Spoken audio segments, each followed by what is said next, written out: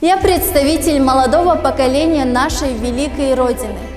И подвиги, и значимость победы Советского Союза над злом фашизмом известна всем моим сверстникам. Во время Великой Отечественной войны около 32 миллионов юношей было созвано на фронт воевать. Среди них 365 тысяч воинов-кыргызстанцев.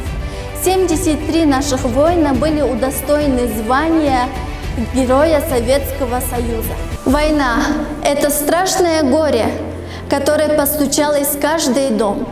Сколько боли она принесла и сколько слез. Из каждого дома ушли на фронт отцы и дети, мужья, бабушки и дедушки, братья и сестры. Тысячи людей испытали мучения, но выстояли и победили в Великой Отечественной войне.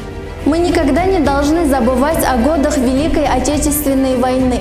Всегда помнить тех, кто сражался за нашу Родину ценой своей жизни.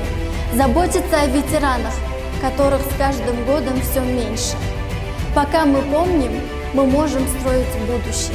Благодарим, солдаты, вас за жизнь, за детство и весну, за тишину, за мирный дом, за мир, в котором мы живем.